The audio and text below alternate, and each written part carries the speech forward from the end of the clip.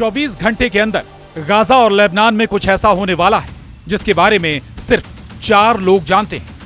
पहले हैं Donald Trump, दूसरे हैं बेंजामिन नेतन्याहू, तीसरा नाम है नईम कासिम यानी हिजबुल्लाह चीफ और चौथा शख्स है अबू उबैदा यानी गाजा में हमास का सबसे बड़ा लेकिन छुपा हुआ चेहरा। इनमें से 2 लोग यानी डोनाल्ड ट्रंप और बेंजामिन नेतन्याहू दोनों ने गाजा वाला केक काटने की तैयारी शुरू कर दी है। एजेंडा साफ है कि गाजा का केक कटेगा और बराबर बंटेगा। इस बात पर नेतन्याहू ने भी मोहर लगा दी है। 24 घंटे के अंदर हमास और हिजबुल्लाह के खिलाफ वो फ्रंट दोबारा खुल सकता है जिसमें दोनों की लीडरशिप पहले ही खत्म की जा चुकी है।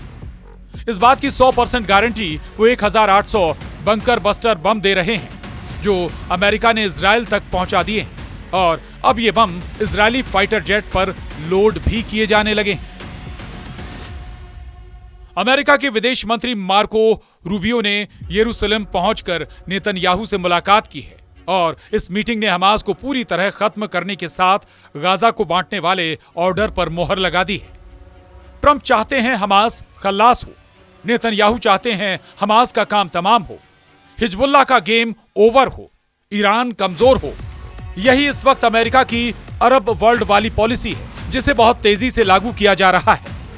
ट्रंप क्या चाहते हैं वो ये बताने के लिए लेबनान में हिजबुल्लाह किलर के नाम से मशहूर हो रही मॉर्गन ओर्टिगस को भी भेज चुके हैं। लेबनान में यूएस प्रतिनिधि मॉर्गन ओर्टिगस का कहना है ईरान पर अब राष्ट्रपति ट्रंप का दबाव है ताकि पश्चिम एशिया में अपने समर्थक गुटों को फंड ना दे पाए। हम ये भी सुनिश्चित करेंगे कि ईरान परमाणु बम ना हासिल कर पाए और क्षेत्र में बाकी देशों को भी नुकसान ना पहुंचा पाए जो वो दशकों से करते आ रहे हैं। हमास को पूरी तरह खत्म करके गाजा का केक कैसे काटा जा रहा है, इसका प्लान डोनाल्ड ट्रंप और बेंजामिन नेतन्याहू व्हाइट हाउस में बना चुके हैं। सबसे पहले गाजा में इजरायल और हमास के बीच सीज फायर हुआ। एक तरफ हमास ने इजरायली बंधक छोड़े तो दूसरी तरफ इजरायली जेलों में बंद फिलिस्तीनियों को छोड़ा गया। गाजा में हजारों लोग वापस अपने घर की तरफ बढ़ ही रहे थे कि तभी व्हाइट हाउस में हुई नेतन्याहू और डोनाल्ड ट्रंप की बहुत ही सीक्रेट मीटिंग। इसमें गाजा को लेकर हुआ बहुत बड़ा फैसला अब हमास पर तलवार बनकर लटक रहा है। डोनाल्ड ट्रंप ने अब तक की सबसे खतरनाक वार्निंग दी है जिसमें टारगेट पर हमास है। डोनाल्ड ट्रंप ने कहा है कि गाजा जोड़ो और हमास को तोड़ो, यानी ट्रंप का गाजा जोड़ो और हमास तोड़ो प्लान। ट्रंप और नेतन्याहू अब गाजा को बांटने वाले प्लान पर काम कर रहे हैं। ये केक बता रहा है कि ट्रंप भी गाजा पर कब्जा करना चाहते हैं और इजरायल भी गाजा पूरी तरह कंट्रोल करेगा, यानी गाजा का केक कटेगा और इजरायल और अमेरिका के बीच बराबर बंटेगा। डोनाल्ड ट्रंप ने कहा है कि वो गाजा को खरीद लेंगे और हमास को न सिर्फ मिटाएंगे बल्कि पूरी तरह मिट्टी में मिला देंगे।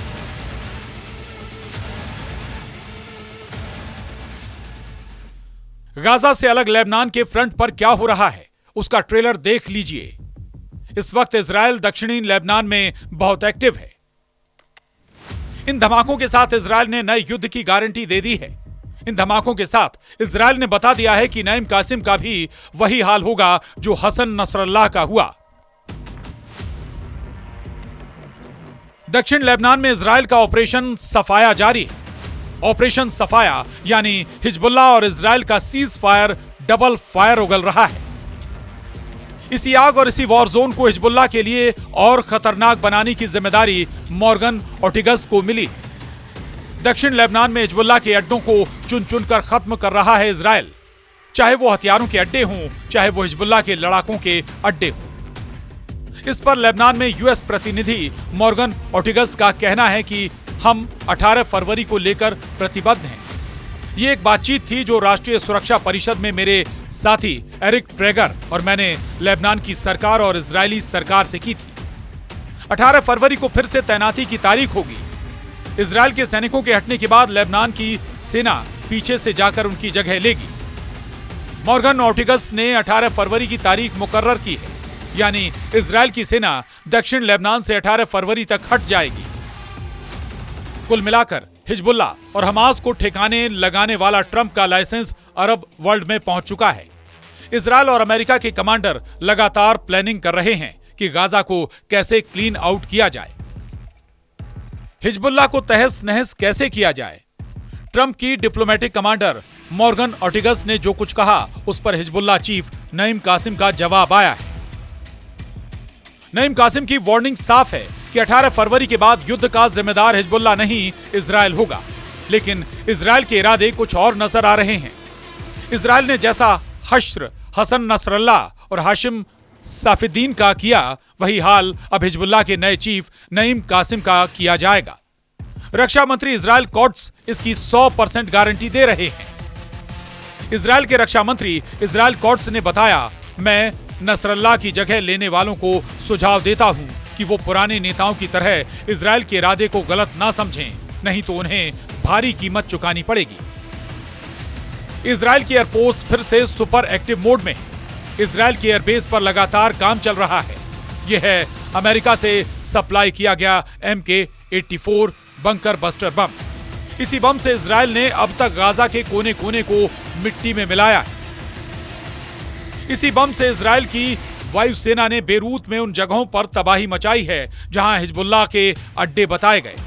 2000 पाउंड या फिर 900 किलो से इस बम की ताकत क्या है, आप धमाकों को देखकर समझ सकते हैं।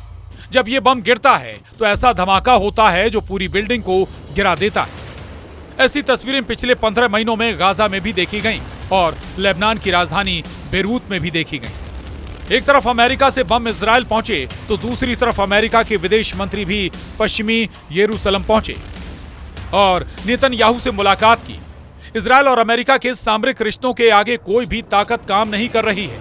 साफ नजर आ रहा है कि डोनाल्ड ट्रंप ने पहले सीज फायर कराया और उनका बम सप्लाई वाला ऑर्डर डबल फायर वाला खतरा बनता नजर आ रहा है। सवाल है कि डोनाल्ड ट्रंप की बंकर बस्टर वाली चिंगारी नया युद्ध भड़का सकती है। इजराइल की एयरफोर्स ने 14 महीनों तक गाजा पर बम गिराए। लेबनान पर भी 1 साल तक बमबारी होती रही और उसके हर मिशन में मार्क 84 बम को ही इस्तेमाल किया गया। इसी बम से इजराइल ने हिजबुल्लाह की लीडरशिप को खत्म किया। तो इसी बम की वजह से गाजा और लेबनान में ज्यादातर लोगों की मौत हुई है। जब इजराइल के अशदोद बंदरगाह में इसकी बड़ी खेप पहुंची तो नेतन्याहू को बड़ी राहत मिली है। इस वीडियो को देखकर नेतन्याहू का युद्ध वाला भरोसा फिर से मजबूत हो गया है, क्योंकि इन कंटेनरों में वो बम है जिन्हें बंकर बस्टर कहा जाता है। ऐसे बम जो गहराई में बने बंकरों को भी तबाह कर देते हैं। नेतन्याहू की सेना के बाद मार्क 84 बम की खेप 9 महीनों के ब्रेक के बाद पहुंची है। इजराइल की एयरफोर्स को अब फिर से तैयार किया जा रहा है। चाहे इजराइल का F-15 फाइटर जेट हो या फिर F-16, ये दोनों लड़ाकू विमान इसी बम से लैस किए जा रहे हैं। डोनाल्ड ट्रंप की जिस शपथ से पहले गाजा के सीज फायर पर हमास की भी मोहर लगी और इजराइल ने भी माना कि बमबारी बंद करेंगे, क्या उस बमबाजी वाले मिशन को शुरू करने का सिग्नल खुद ट्रंप ने दे दिया है? डोनाल्ड ट्रंप ने अब हमास को नहीं बल्कि पूरे गाजा को साफ करने के लिए कह दिया है। डोनाल्ड ट्रंप के इस सिग्नल को गाजा युद्ध पर उनका यू टर्न कहा जा रहा है। ऐसा यू टर्न जो पश्चिम एशिया में कभी खत्म ना होने वाले युद्ध की शुरुआत कर सकता है। डर यह है कि हमास और इजराइल के बीच बंधकों को लेकर डील फंस सकती है। अब तक रिहा हुए इजरायली और फिलिस्तीनी बंधकों को लेकर जो जोश दोनों तरफ देखा गया, वो युद्ध विराम वाला जोश एक झटके में बिखर सकता है। इजराइल के तेवर बताते हैं कि वो हमास के साथ साथ अब हिजबुल्लाह के खिलाफ डबल युद्ध के लिए तैयार है। वहीं हिजबुल्लाह ने साफ साफ कह दिया है कि 18 फरवरी के बाद अगर इजराइल का एक भी सैनिक लेबनान की जमीन पर नजर आया तो उसके जिम्मेदार नेतन्याहू और उनके कमांडर होंगे। लेबनान की राजधानी बेरूत की बमबारी पूरी दुनिया को याद है। जिस तरह गाजा पर बम गिराए गए, उसी तरह दक्षिण बेरूत को इजराइल ने बमों से पाट दिया। इजराइल अब किसी भी कीमत पर हमास और हिजबुल्लाह को पूरी तरह खत्म करना चाहता है, लेकिन दोनों फ्रंट पर सीज फायर एक बड़ी रुकावट है। हमास और हिजबुल्लाह से मिल रहे नए चैलेंज से ट्रंप झुकेंगे नहीं, ये बात बेरूत और गाजा की सुरंगों तक पहुंचा दी गई है।